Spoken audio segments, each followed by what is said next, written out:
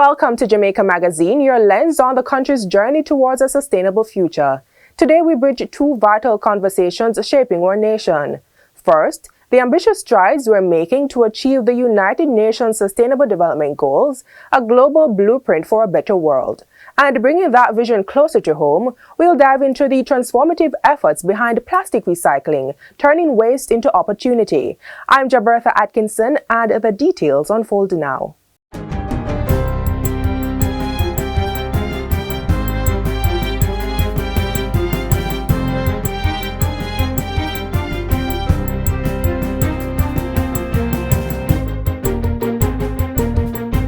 Good day, I'm Theodore Henry, and this is your GIS News for Thursday, July 17, 2025.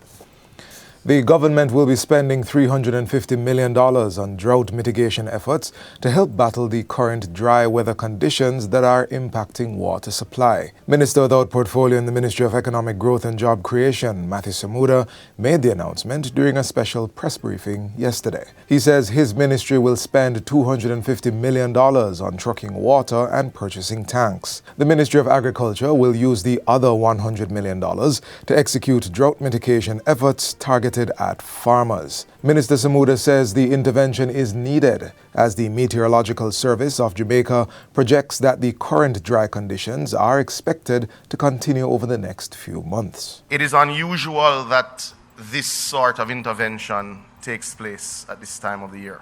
We are not getting the rainfall that is in line with our 30-year calculated averages. And that in and of itself creates a very difficult circumstance for the water sector, whether it be the NWC, the municipal systems, or the National Irrigation Commission, because it makes it very difficult to plan. But he says it cannot be overlooked that the investments made in the water sector over the last 9 years have already mitigated the potential impact, with over 350,000 Jamaicans made drought resilient. We are currently midway in $22 billion of capital investment in the water sector across potable water, sewage, irrigation, that will benefit over 900,000 Jamaicans when complete. But we want to assure Jamaicans that the investment is already bearing fruit. We would have had this press conference 8 to 9 weeks ago based on current rainfall levels previous or prior to the investments already made. Work is now in motion for the construction of 6 housing solutions under the upgrading of tenement component of the new social housing program, NSHP. The $44 million Wakefield Mews development in St. Catherine consists of 3 2-bedroom and 3 3-bedroom units. Completion is projected for January 2026. Prime Minister Dr. Andrew Holness broke ground and witnessed the signing of contracts on Wednesday. He emphasized that improving the standard of living for the most vulnerable and needy was one of the ways to reduce the possibility of persons turning to a life of criminality and antisocial behaviors. So when the beneficiaries get the housing, they have an obligation to ensure that the children in the household actually use these new circumstances to improve their outcomes in school. They have that obligation, because it would be a real waste if we improve the housing and the parents don't pay attention to the child and the child doesn't do well and come out to be antisocial. Permanent Secretary in the Ministry of Economic Growth and Job Creation, Arlene Williams, explains that the government will undertake the repair of any defects to the units within 1 year of signing the social agreement with the beneficiaries. Ms. Williams reveals that 295 units, or 677 rooms, have been completed since the NSHP began, benefiting over 1,000 families across 57 constituencies. Currently, there are 45 active constructions to deliver 93 rooms across 19 constituencies, all to be completed shortly. The Permanent Secretary also indicated another 65 projects, or 173 units, comprising 384 rooms, were expected to start in this financial year. In the meantime, Latoya Pearson of the Reynolds community in Point Hill, St. Catherine, is enjoying her NSHP home.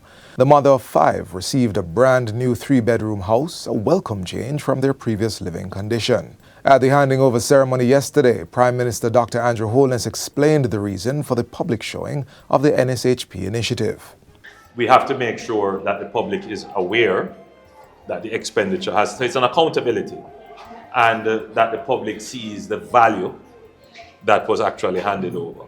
It's also an accountability tool so that the beneficiary knows that the public is aware that the benefit was given. So it's not a private benefit. And the obligations that come with getting the benefit and making sure that they fulfill those obligations.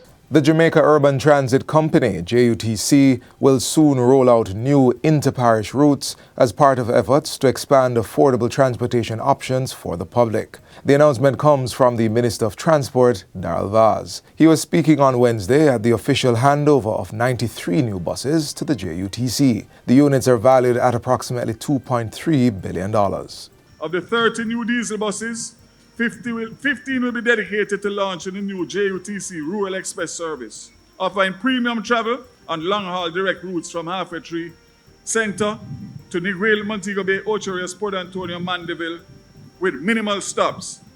Just 1 or 2 per trip at an introductory fare of $2,000. The remaining 15 buses will support the demand for charter services, offering flexible, reliable options for institutions, organizations, for events. Minister Vaz also highlighted several other routes that will be added to the JUTC service.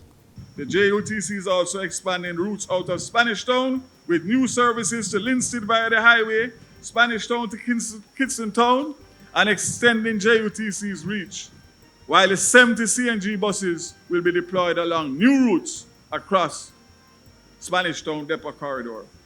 Prime Minister, I could go on and on and on. I'm going to give you routes from Longville to Kingston, that's in Clarendon, Linstead to Kingston, Kingston Town to Spanish Town to Mandeville. Minister of Labour and Social Security, Pernell Charles Jr., is projecting a significant increase in demand for Jamaican overseas farm workers next year. According to the minister, rising deportations and tightening immigration controls in the U.S. and Canada are actually driving forces behind the anticipated surge. In next year, it is my projection that based on what we see taking place between the U.S. and Canada, if you do well, we are going to receive an increase in requests for the amount of persons who are Jamaicans. You know, because you watch the news, you know what is happening in the US. Am I correct? Yes? You want to know what to say it. You see it. Those persons that are being sent back to their home, many of them used to work where? Huh? Farm. He was speaking at a recent send-off ceremony at the ministry's Overseas Employment Center in Kingston. It marked the departure of more than 200 farm workers who are heading overseas to take up seasonal jobs in Canada and the U.S. Already this week, 103 workers left the island, including 58 bound for British Columbia and 54 heading to American farms. Since 2025, already we have close to 8,000 Jamaicans that have traveled between Canada, US, and Guantanamo Bay. And several of those persons are returning. We have almost 75%, well, more than 75%, almost 90% that are returning, 10% new. And many going back to the same farms because they've done a stellar job and they've been requested.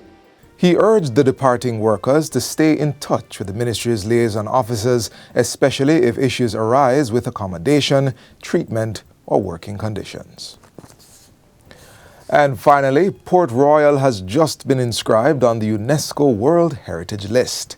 The decision to inscribe the archaeological ensemble of 17th century Port Royal was made at the 47th meeting of the UNESCO World Heritage Committee in Paris, France, from July 6 to 16. In her video statement following the inscription, Minister of Culture Olivia Grange expressed her appreciation to all those who supported and played a role in Jamaica's successful nomination.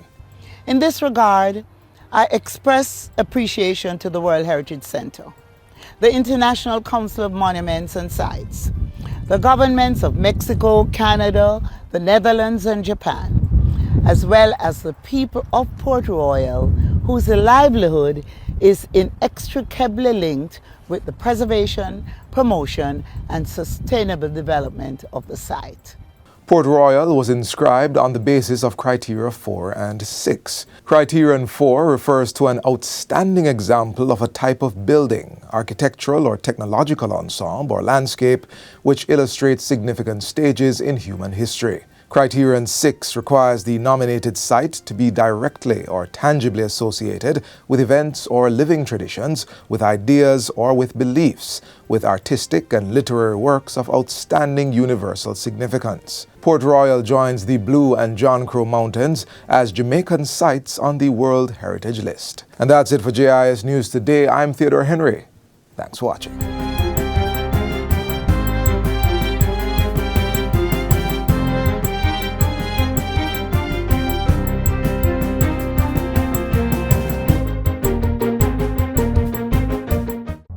The past has shaped us, but the future, it's powered by connection. For 20 years, the Universal Service Fund has been bridging the digital divide, with over 400 public Wi-Fi hotspots lighting up verandas, homes, and hopes. From classrooms to communities, USF powers access to opportunity, helping youth dream bigger, learn smarter, earn online, and helping families stay close, even from far away. One mission, 2 decades, thousands of lives transformed.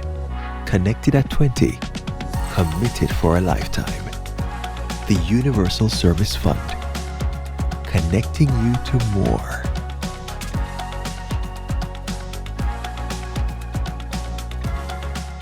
It's time to hear from the Planning Institute of Jamaica on strides being made towards achieving the United Nations Sustainable Development Goals 2030. These 17 ambitious goals aim to eradicate poverty, protect the environment, and ensure prosperity for all.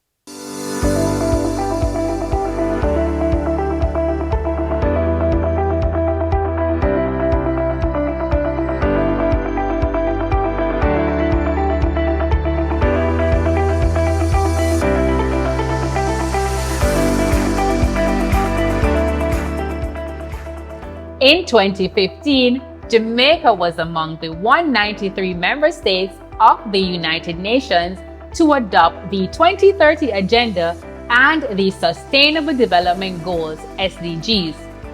Since its adoption, Jamaica has taken active steps to localize the SDG framework, including its integration into national, sectoral, and local planning. Hi, I'm Shaquille Rochester Shorter, and welcome to Finance Matters. Joining us today to discuss this is Ms. Latoya Clark, Program Director of the Sustainable Development Goals Secretariat at the Planning Institute of Jamaica. Remember to like, share, and subscribe to our YouTube channel.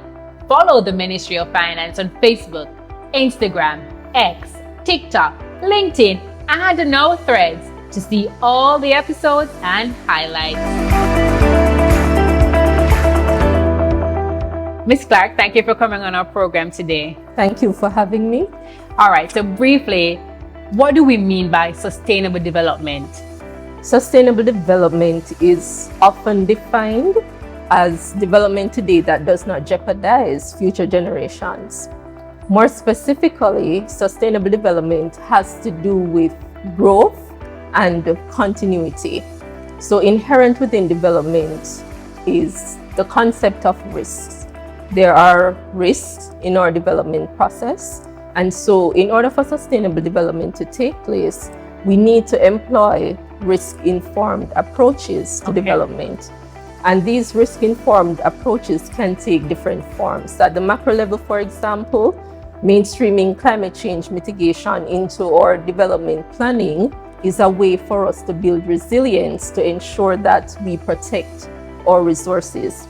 At the micro level, such as at the household, using insurance, for example, to ensure that we're able to bounce back from risk and loss is also a way to ensure continuity at that level. Okay. Sustainable development has 3 dimensions: social development, economic development, and environmental development or environmental management. Sustainable development, in terms of the goals, there are 17 sustainable development goals, and these 17 sustainable development goals reflect the 3 dimensions of sustainable development: social, economic, and environmental, as I mentioned before. Yes. So within social, we have poverty reduction, gender equality, good health and well-being, education.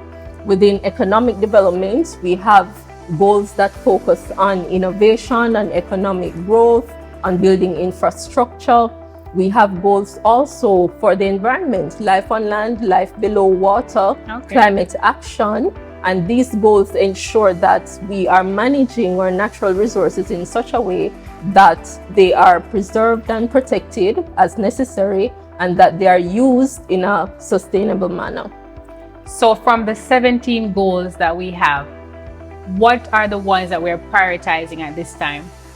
We are implementing the SDGs through Vision 2030 Jamaica. Vision 2030 Jamaica is our national development plan, and as you mentioned before, we have localized the SDGs. So we have integrated the goals, 17 goals, but there are also 169 targets. And these targets are aligned with Vision 2030 Jamaica at the sectoral level. So we are implementing all 17 goals. Currently, however, we are in the process of conducting a midterm evaluation for the SDGs, and this evaluation is intended to point us to some of those areas or goals that can accelerate progress on the entire 17 or the SDG framework. And so we're currently in that process, but we do focus on the implementation of all the goals through the National Development Plan. So you're saying, Ms. Clark, that all 17 goals are being prioritized? All 17 goals are important to us, and they cover a broad range of development issues across sectors. So Ms. Clark, based on what you're able to share with us, what has been the progress in achieving these goals, and what are some of the challenges? Progress on the SDGs globally is reported in the Global Sustainable Development Report and the Sustainable Development Index that is published every year. It's a comprehensive report that shows the progress that is being made by all countries that have adopted the SDGs. This index places Jamaica at 77 of 166 countries with an index score of 69%. Okay. In terms of the specifics of what we have achieved, we have made progress in a number of areas right across the goals. Our debt to GDP ratio, the reduction in the debt to GDP ratio, reflects progress that has been made in SDG 17. Under SDG 16, we have seen the reduction in serious crimes.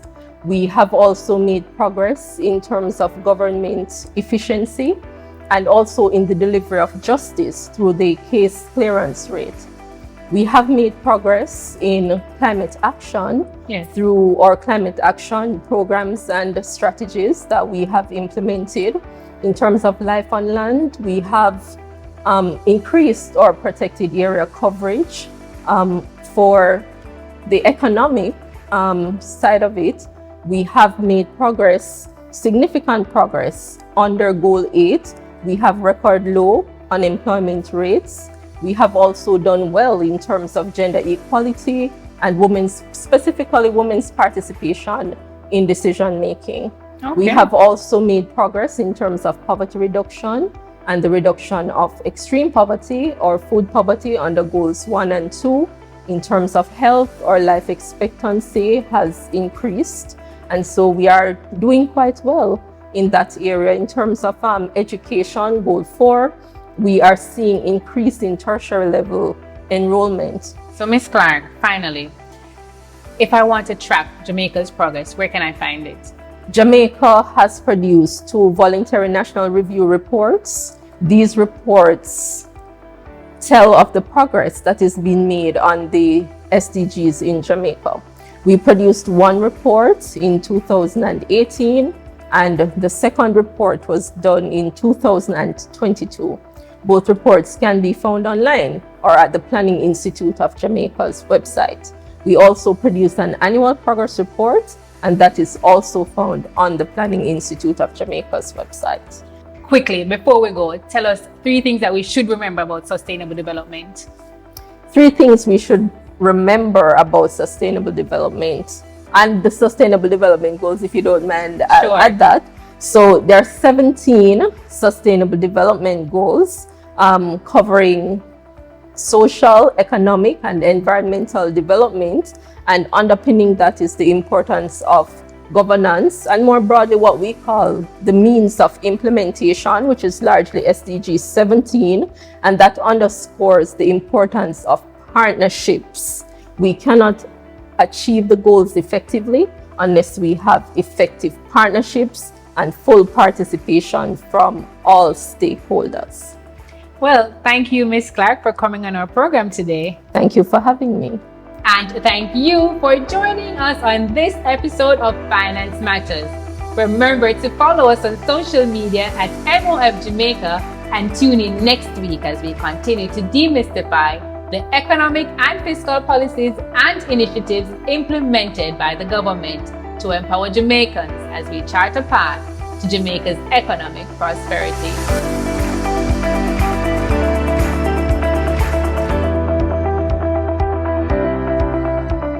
Living in a systematic adjudication area, it's time to secure what's yours. The National Land Agency is distributing titles under its systematic land registration program. Persons in St. Elizabeth and Manchester, visit the Junction Guest House in St. Elizabeth to collect your title. In St. Catherine, we're coming to you house to house. To collect your title, bring your government-issued photo ID. If someone is collecting on your behalf, they should bring a JP certified letter and their government-issued photo ID. For more information, call 876-750-5263 or visit nla.gov.jm. One agency, one goal, committed to serve you better.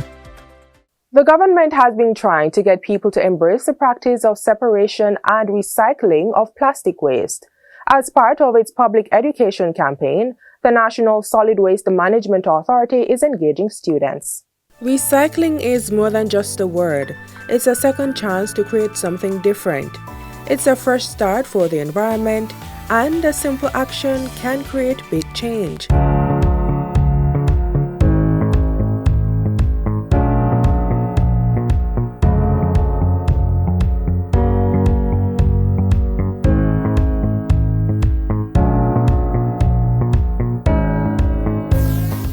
Approximately 3 billion tons of solid waste is generated globally.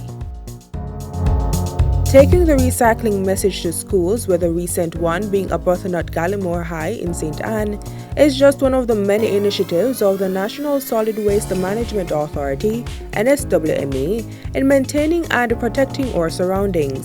And in so doing, students are encouraged to become recycling heroes. Recycling is important because recycling helps us to reduce the amount of waste that is out there. Plastic is very, very tough.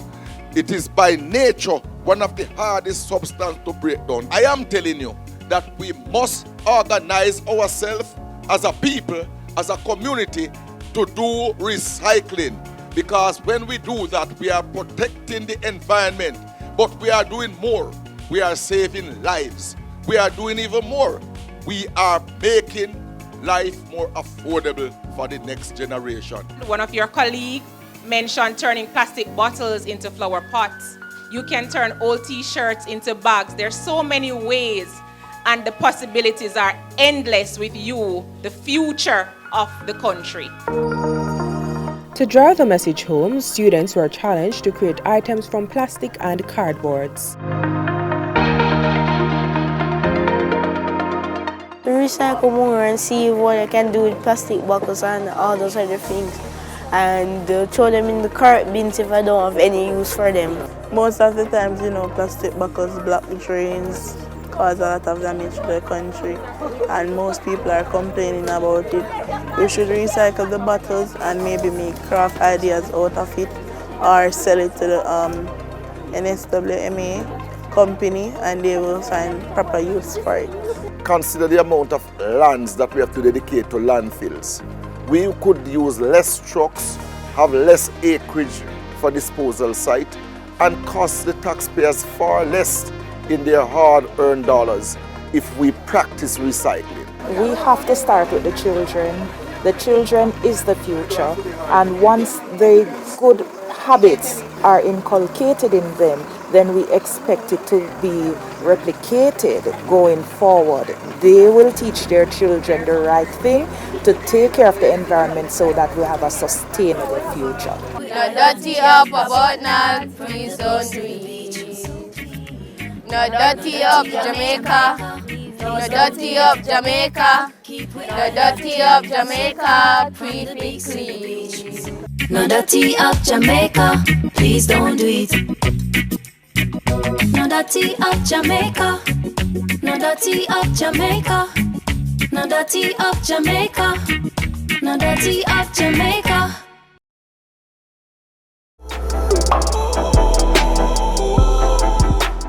Up next, the Jamaica Customs Agency shares the importance of requesting your customs number or C number from your courier to ensure you are paying the correct charge on goods imported.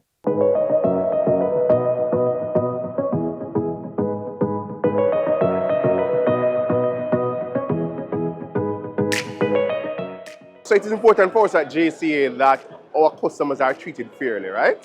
And we know it's easy. I'm being frank, it's easy to blame customs for everything. But how do you verify whether customs is charging you or not? There's what we call a reference number, or we call it a C number. So if it is that you import anything, the de minimis is now $100 US.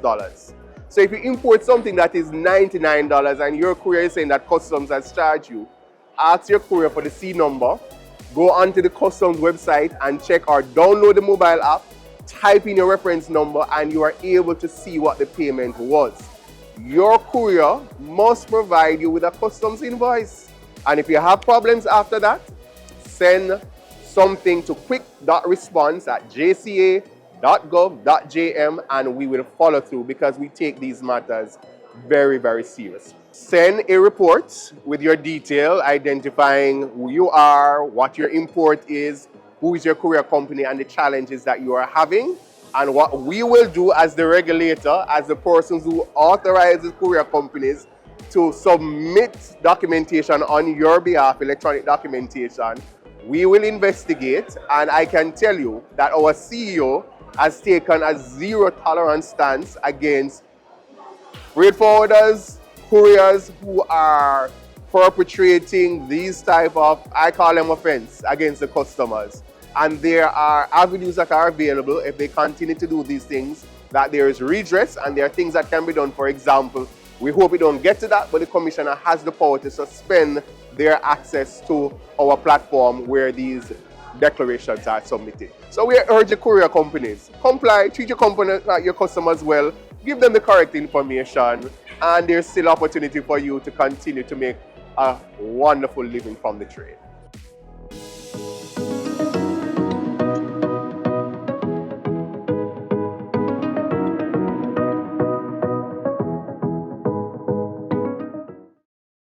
This is where our journey ends, but only for today. Join us again tomorrow when we bring you another informative program. In the meantime, stay connected on our website, jis.gov.jm, and while you're online, send your feedback to Jamaica Magazine at jis.gov.jm or via X at JIS News. You may also find us on all the major social media platforms and through our mobile app that's Android and iOS compatible. On behalf of the production crew, I am Jabbertha Atkinson. Take care.